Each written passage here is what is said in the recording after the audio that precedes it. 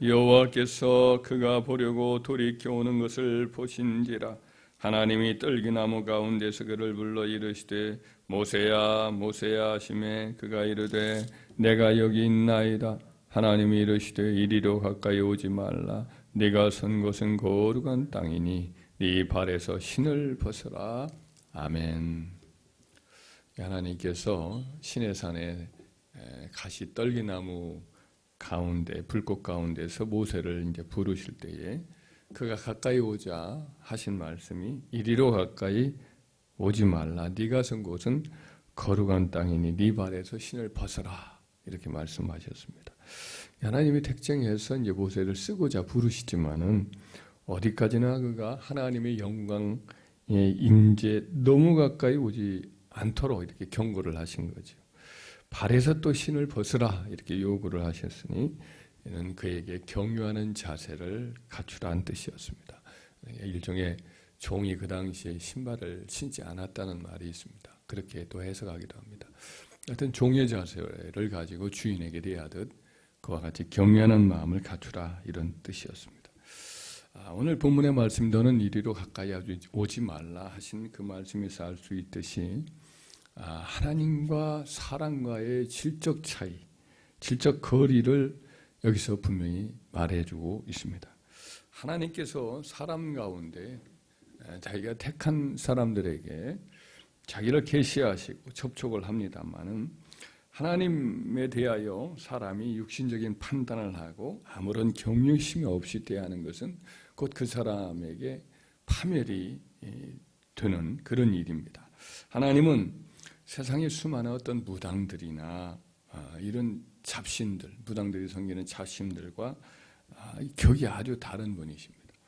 말씀으로 온 우주의 모든 존재들을 창조하신 분이고 그 모든 것들을 운행하시는 능력의 손으로 모든 것을 운행하시고 세상 역사를 주관하시는 대주제이십니다. 그렇기 때문에 참 인간으로서는 미소한 자기 운명도 제대로 알지 못하고 또 참 그 호흡이 코에 있나니 수에 칠 가치가 있겠느냐 한 말씀처럼 인간은 지극히 미소한 존재고 참 무력한 존재입니다. 그런 인간이 가까이 하기에는 하나님이 너무 큰 존재죠.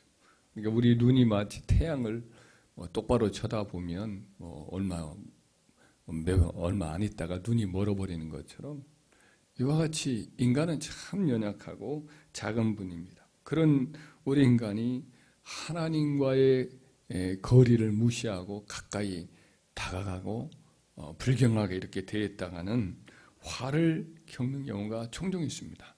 구약의 사울 왕 같은 경우도 그러합니다. 사울 왕이 하나님의 기름 부음을 받아서 왕이 되었습니다.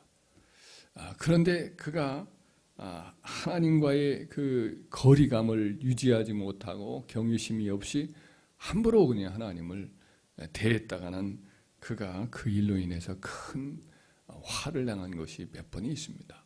예를 들면 하나님이 세운 사무엘 선지자의 말을 무시하고 혹은 저 멀리 이 아말렉 족속을 쳐서 멸하고 진멸해라 했던 명령을 무시하고 자기 뜻대로 자기 판단으로 행하거든요.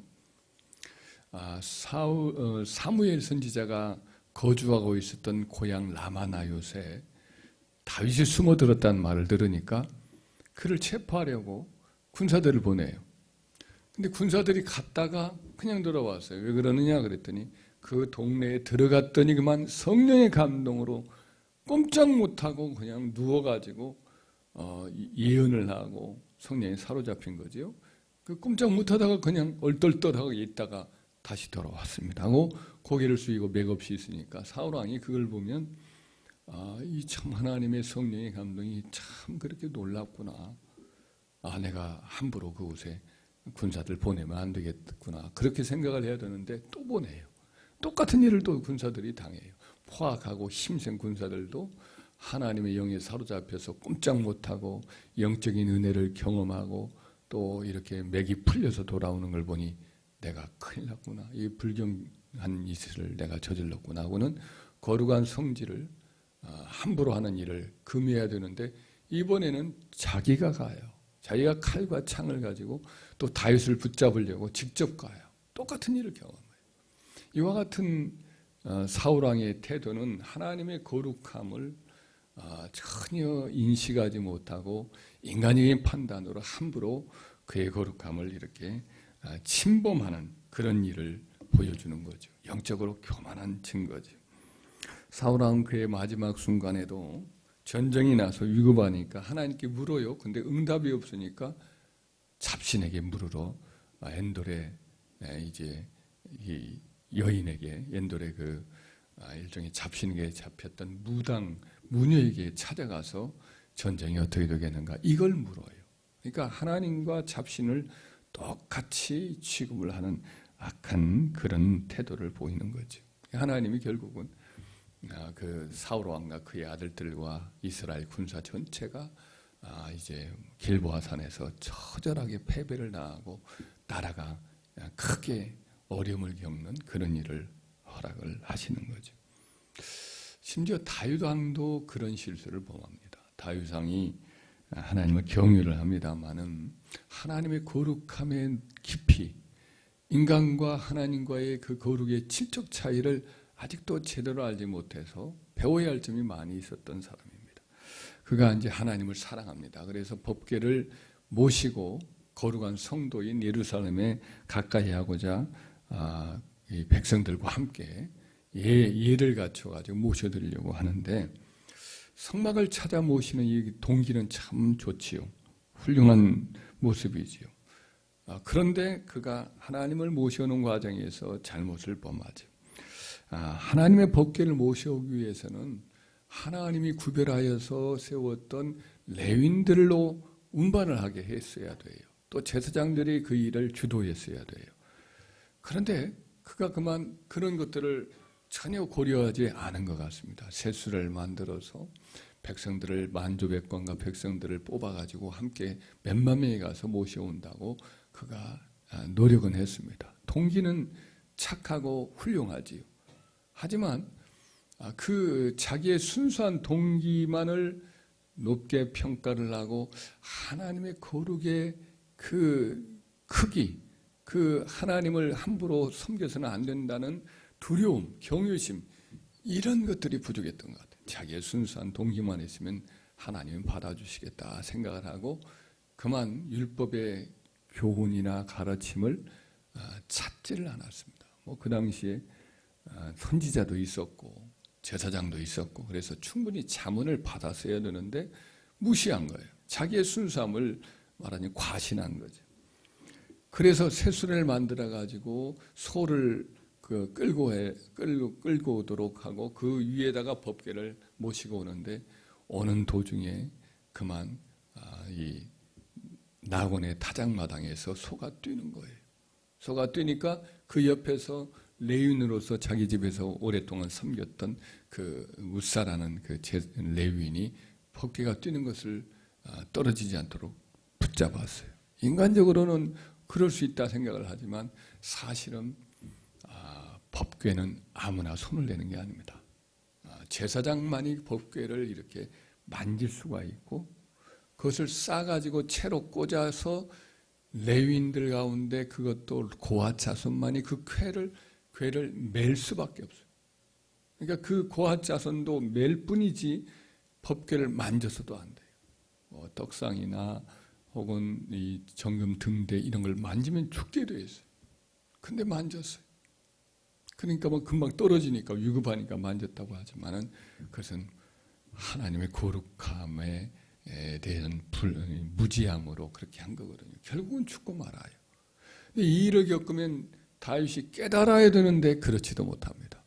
내가 이렇게 순수하게 하나님을 위해서 열심을 내었는데 결과가 이게 뭐느냐.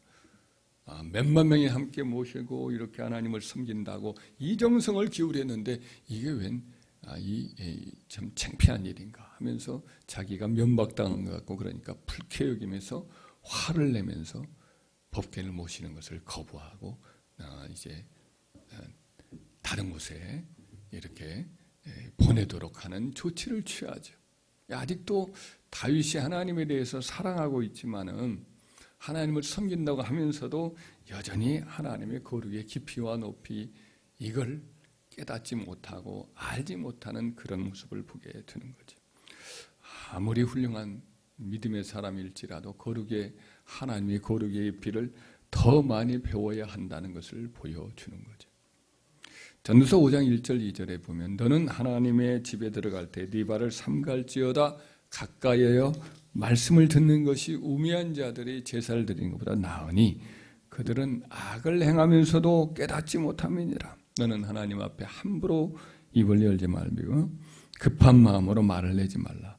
하나님은 하늘에 계시고 너는 땅에 있음이니라. 그런즉 마땅히 말을 적게 할 것이니라. 이런 말씀을 했습니다. 기억나는 옛날에 어떤 읽었던 글에 보면 한 수도사였던 것으로 기억하는데 이분이 토마스 아퀴나스인가 중세의 위대한 신학자로 기억이 갑자기 나네요. 그분인 것 같은데 이분이 하나님의 전에 들어가서 기도를 하는데 딱 한 구절 가지고 계속 기도를 하는 거예요. 하나님은 하늘에 계시고 나는 땅에 있나이다. 하나님은 하늘에 계시고 저는 땅에 있나이다. 이것을 계속해서 반복적으로 하나님 앞에 아뢰면서 그걸 계속 기도했다는 거죠. 그 많은 지식을 가진 토마스 아퀴나스라고 한다면 중세 신학의 대가인데 물론 완전한 신학을 했다는 뜻은 아닙니다만 그의 신학 대전이라는 책은 굉장히 유명한 그와 같은 기독교의 교리 경전이로 이렇게 교리서로 그렇게 신부들은 존귀하게 여기는 책이에요.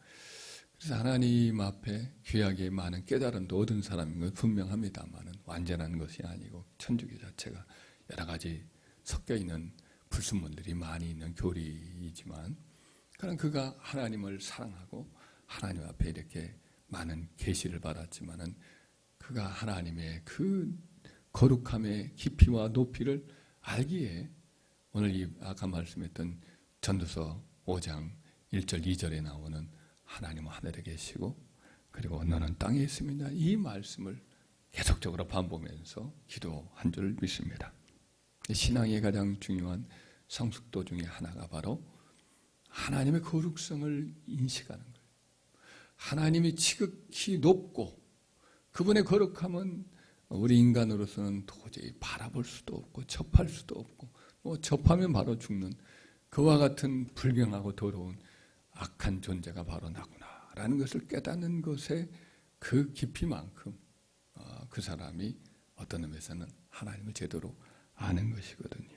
그래서 저와 여러분들이 이 거룩의 질적 차이를 잊지 말고 세월이 갈수록 주님을 더욱 섬길수록 하나님을 경외하는 자가 되어야 할 줄 믿습니다. 하나님을 섬길수록 하나님 앞에 두려워하면서 티끌과 같은 나라도 감히 죽게 하려나이다. 아브라함이 하나님을 오랫동안 섬겼는데 섬기면서 더더욱 하나님 앞에 나는 티끌이구나 이걸 느끼고 하나님 앞에 나아가되 경외함을 잃지 않았던 그 모습을 우리도 항상 견지하기를 힘쓰는 저와 여러분 되기를 주의 이름으로 축원합니다.